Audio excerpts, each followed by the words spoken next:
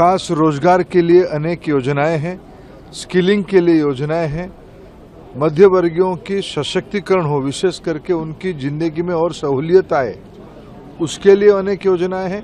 और देश की कोई भी देश की अर्थनीति की मजबूत स्तंभ उस देश की एमएसएमई होता है। इस बजट में ये चारों सेक्टर के लिए एम्प्लॉयमेंट, स्किलिंग, एमएसएमई और मिडिल क्लास, ये 4 फोकस एरिया है। इस बजट में पहली बार 11.11 लाख करोड़ रुपया की कैपिटल स्पेंडिंग हुई है। इस बजट में रोजगार, शिक्षा, स्किलिंग के लिए 1,48,000 करोड़ रुपया की वित्तीय प्रबंधन किया गया है।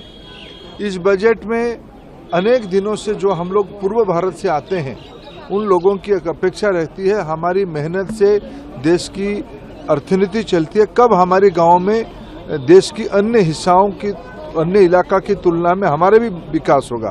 इस बार पूर्वोदय की कल्पना को बजट में स्थान देके माननीय प्रधानमंत्री जी की जो आश्वासन था, जो दायित्व था पूर्वी भारत के प्रति, उन्होंने पिछले 10 साल से अनेकों कदम उठाए हैं।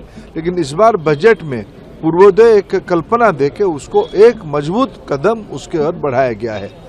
बिहार, झारखंड, बंगाल, उड़ीसा, आंध्र, ये सब इलाका में ढांचागत स्पेंडिंग बढ़े, वहाँ की इंफ्रास्ट्रक्चर बढ़े, इसके ऊपर जोर दिया गया है।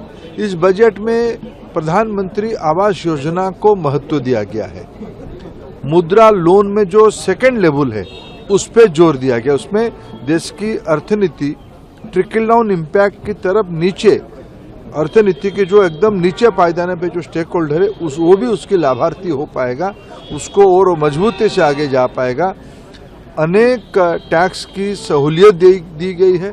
ये सारे को मैं तुलना करूं, इस बजट देश में नया रोजगार सृजन करेगा। Next generation skilling, upskilling, reskilling की कल्पना इस बजट में की गई है।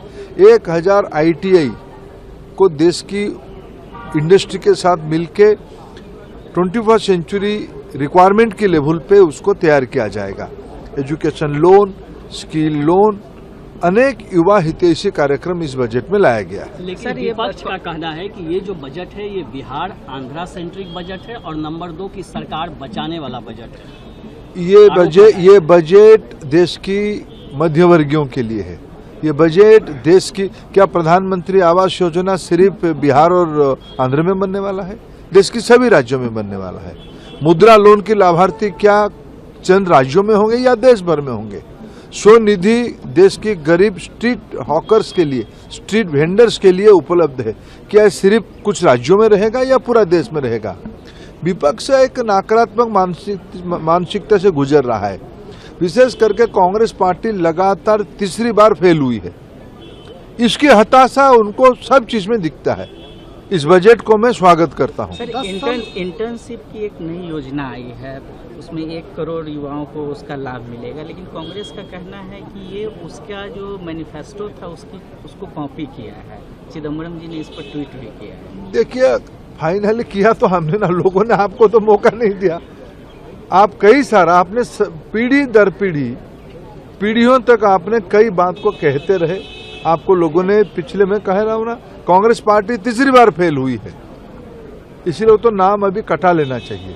चिदम्बरम साहब नाम कटा के और कहीं स्कूल में दाखिला करनी चाहिए। लोगों ने उनको रिजेक्ट किया है, हम लोगों के लिए काम किए हैं। 10 साल में पहली बार फ्लड को भी एड्रेस किया गया है। बिहार के फ्लड से बहुत परेशानी लोगों को होती थी और इस सरकार ने 11,500 करोड़ रुपए देने का ऐलान किया है। मैंने वही कहा ना कि देश में पूर्वी भारत को महत्व मिला है। पूर्वी भारत की मेहनत का लोग देश की अर्थनीति में गति लाते हैं। उनके मन में रहता था कि हमारी इलाका कब पश्चिम जैसे, दक्षिण जैसे, उत्तर जैसे विकसित होगा। इस बार बजट की जो आउटलाइन है, जो एक टेम्पलेट बनाई गई है पूर्वोदय, और इस विषय को मैं तो सौभाग्यशाली हूं, उस पहला मीटिंग का मैं साक्षी हूं। उड़ीसा की एक जनसभा में 2015 में माननीय प्रधानमंत्री पूर्वोदय के बारे में पारादीप रिफाइनरी को लोकार्पित करते हुए कहा था।